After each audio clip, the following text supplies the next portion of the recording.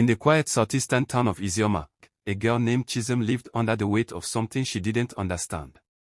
She was 17. A girl with deep brown skin and a face that never smiled long enough. People called her beautiful, but it never felt like a compliment. It was more like a warning. Chisholm had been struggling since she was 13. Her body reacted to things she couldn't control. A glance, a tone, the scent of a man's sweat, it stirred something in her. A tightness in her chest, a pulsing in her skin, a hunger that came with shame. She didn't know what to call it. No one in Izioma talked about these things. Her mother, Ngozi, was a churchwoman. When Chisholm started acting strange, then she tried shouting. She slapped her until her own hands trembled. "You want to kill me? Do you want to bring shame to this house?" But shame had already moved in. The boys in town passed Chisholm's name around like a rumor. Men stared at her too long. Some touched her in ways she didn't invite. People said she had no self-control.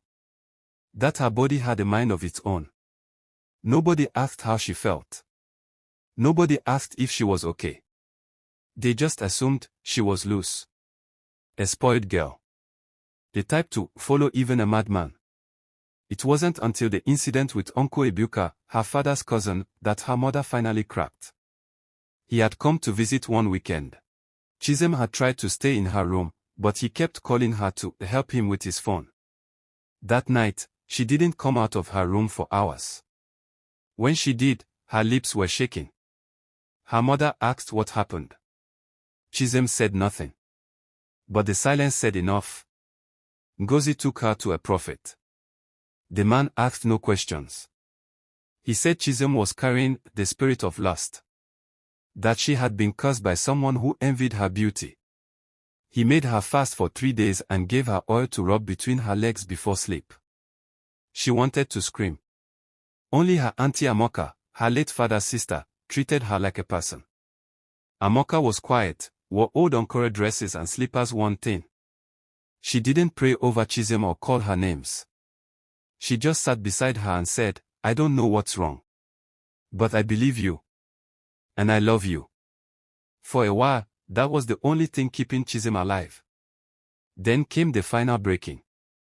She saw him at the corner shop, a man she didn't recognize. He asked her what her name was.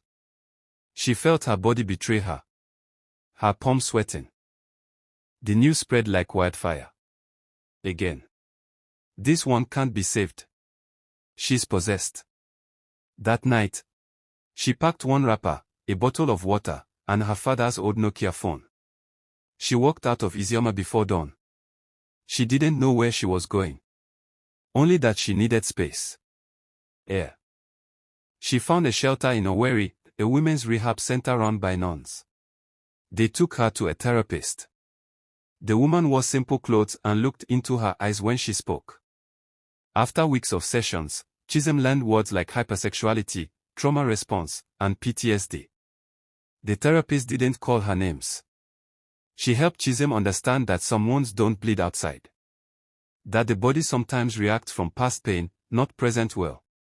And for the first time, Chisholm cried, not from shame, but from the relief of finally being seen.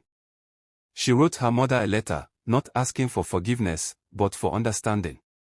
She never blamed her. Ngozi had grown up in silence too. One day, Chisholm stood before a mirror in the shelter's corridor. Her skin was still hers. Her body was still beautiful. But now, it was hers again.